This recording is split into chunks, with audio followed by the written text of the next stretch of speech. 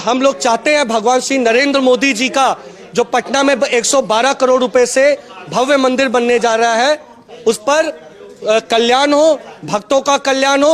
और ऑटोमेटिक जब मंदिर बन जाएगा तो आप देखिएगा इस देश से बेरोजगारी और सारी समस्याएं खत्म हो जाएंगी। পাটনাতে আমাদের প্রধানমন্ত্রী নরেন্দ্র মোদিজির মন্দির হবে, সেখানে মোদিজির মূর্তি স্থাপন হবে এবং সেখানে পূজা করা হবে। মোদিজিকে ভগবান রূপে নয়, ভগবান হিসেবে পূজা করা হবে।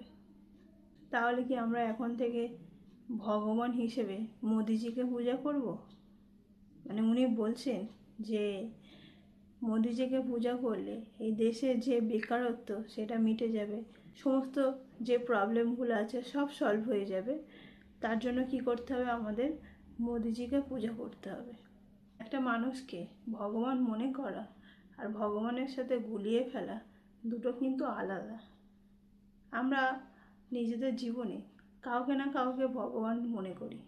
কেউ তার বাবা মাকে, কেউ তার হাজব্যান্ডকে, কেউ তার ওয়াইফকে, কেউ বা অন্য কোনো মানুষ যে কিনা তার বিপদের দিনে সব থেকে আগে তার পাশে এসে দাঁড়িয়েছে বা সমস্ত প্রয়োজনে সেই মানুষটাই তার সাথ দিয়েছে, সে তাকেও ভগবান মনে করতেই পারে।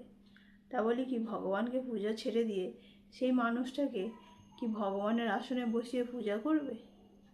এই দুটো কিন্তু আলাদা। ভগবান মনে করা আর ভগবান দুটো পুরোপুরি আলাদা।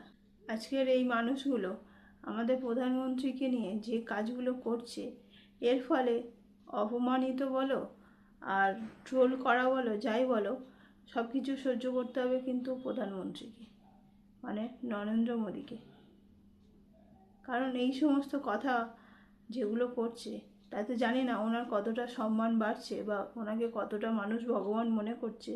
তার থেকেও বেশি ওনাকে মানুষ এই কথাগুলোর জন্য অসম্মান করবে, ট্রোল করবে, বিভিন্ন ধরনের কথাবার্তা উঠে আসবে।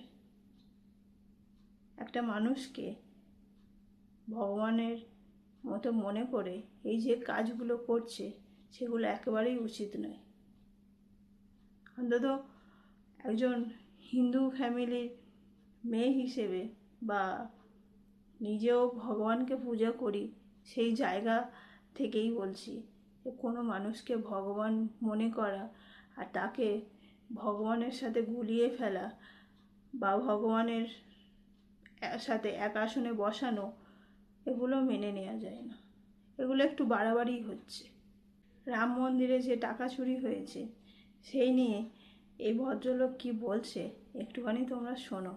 वो चोरी नहीं हुई है, वो एक